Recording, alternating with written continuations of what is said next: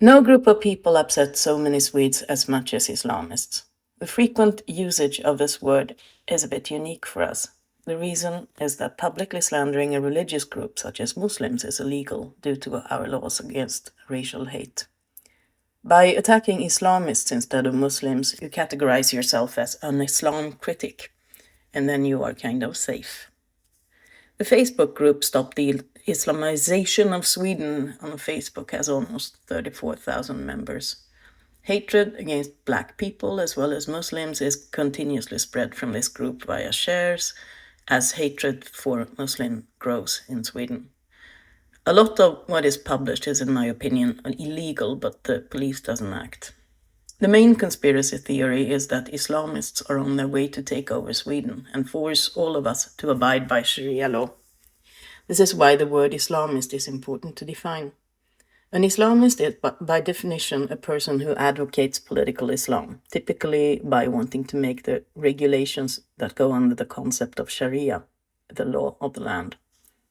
One of the most cited opinion polls in this area that has been conducted ever is the now 12-year-old Pew survey. It is used to show how many Islamists there are in different countries, but the people in this poll typically do not think that Sharia should be the law for non-Muslims, and they are only interested in the social laws like marriage and inheritance, and not, for example, corporal punishment. But Muslim haters in Sweden believe that when people from countries with high percentages move to Sweden, they will also want to introduce Sharia laws. And through high immigration and by having a lot of babies, this can become possible at any time, according to these conspiracy theorists. But using these numbers to prove that is, of course, misleading.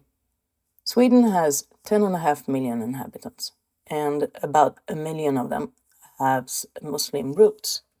But only about 300,000 identify as Muslims, and only 90,000 of those have visited a mosque in the past year. So the people that might want to live according to Sharia law are no more than 90,000, less than 1%. Can we really call these people Islamists, or are they just believers who want to practice their faith without hassle, but have no wish to impose changes for the rest of us? If we reserve the word Islamist only for those who are striving to introduce the cutting off of hands into Swedish laws, we are talking about people no one has seen or heard of. 6 million Swedes have a negative view of Muslims, and 34,000 despise them enough to join a Facebook group, only to be able to spread hate about them.